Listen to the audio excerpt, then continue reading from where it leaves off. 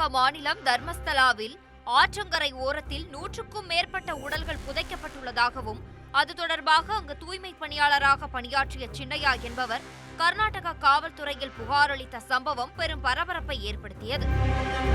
இது தொடர்பாக கர்நாடகாவில் SIT போலீசார் விசாரணை மேற்கொண்டு உடல்கள் புதைக்கப்பட்டதாக கூறப்பட்ட இடத்தில் தோண்டி பார்த்தபோது சின்னையா பொய் புகார் அளித்ததாக தெரிய வந்ததால் கர்நாடக போலீசார் சின்னையாவை கடந்த 4 தினங்களுக்கு முன்பு கைது செய்தனர். இந்த நிலையில் ஈரோடு மாவட்டம் சத்தியமங்கலம் அருகே உள்ள சிக்கரசம்பாளையம் கிராமத்தில் சின்னையாவின் 2வது மனைவி வசித்து வருகிறார். இது தொடர்பாக அவரது மனைவி கணவரை மீட்டு தரும்படி கண்ணீர் மல்க பேட்டியளித்துள்ளார். நடந்ததுமா உங்க வீட்டுக்காரர் பிரச்சனை என்ன சொல்றீங்களா? பிரச்சனை என்னன்னாங்க சார், எப்பயுமே வேலைக்கு போய் தங்களுக்கு போவாருங்க, மாசத்துக்கு ஒரு டைம் வருவாருங்க. அதே மாதிரி தான் வேலைக்கு போறேன்னு சொல்லிட்டு போனானுங்க சார். இன்னைக்கு 2 மாசம் ஆகுதுங்க, அவர் இன்னும் வரலைங்க.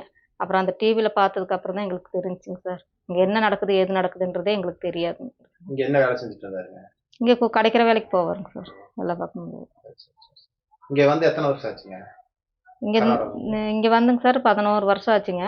இந்த வீட்டுக்கு வந்து 8 வருஷம் ஆச்சு. நீங்க கல்யாணம் பண்ணி அவர் கூட கர்நாடகாவில் இருந்தீங்களா? ஆமாங்க சார், நேரா தர்மஸ்தலத்துக்கு தான் போனோங்க. எத்தனை வருஷம் அங்க குடியிருந்தீங்க அவர் கூட? நான் அவர் கூட வந்து நான் போய் இருந்தது வந்து ஒரு 7 வருஷம் இருந்திருக்கேன். 6 வருஷம் 7 வருஷம். அங்க இருந்து இங்க வந்தீங்க அங்க வேலையை விட்டுட்டு? இல்லைங்க சார், அங்க திடீர்னு இவரு சரி போலாம் அப்படின்னாருங்க. அப்புறம் அதுக்குள்ள சரி அப்படின்ட்டு நானும் வந்துட்டேன். டைம் வேற எதுவும் காரணம் காரணமெல்லாம் இது இல்லைங்க. இங்க அவர் வந்ததுக்கு அப்புறம் யாராவது கர்நாடகா யாராவது பாக்குறதுக்காக வந்தாங்க? இல்லைங்க சார், யாரும் புது நபர்கள் யாரும் இல்லைங்க சார், யாரும் வரல. அந்த மாதிரில யாரும் வரலைங்க. இப்ப அந்த அவரு வந்து கிறிஸ்டியன்ல சேர்ந்திருக்கிறாரா? அந்த மாதிரி எதுவும் இல்லையா? அந்த மாதிரிலாம் எதுவுமே இல்லைங்க சார். நானே இப்ப டிவில தான் பார்த்தேங்க, எதுக்கு இந்த மாதிரி சொல்றாங்க அப்படின்றது எனக்கே தெரியலைங்க சார்.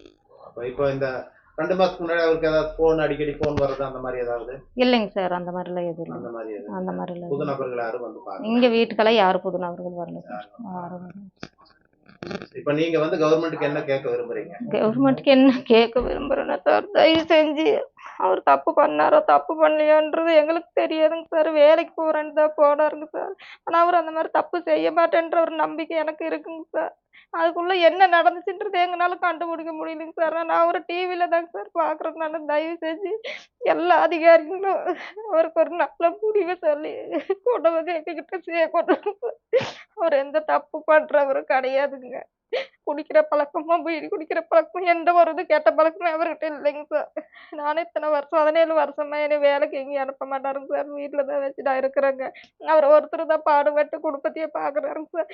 இப்ப போனதுக்கு அப்புறம் எப்படி நம்ம குடும்பம் நடத்துறதுன்னு எனக்கு தெரியாத அளவுக்கு இருக்குதுங்க சார். யாராவது தூண்டுதல் பேர்ல ஏதாவது பண்ணிருப்பாரா? தெரியலைங்க சார், அதான் கண்டுபிடிக்க முடியலைங்க சார் என்னால. ட்ரெண்ட ஃப்ரெண்ட் ஆக்கிக்கோங்க. தந்தி டிவியின் சப்ஸ்கிரைபர்ஸ் அண்ட் ஃபாலோவர்ஸ் குடும்பத்துல நீங்களும் இணையுங்க.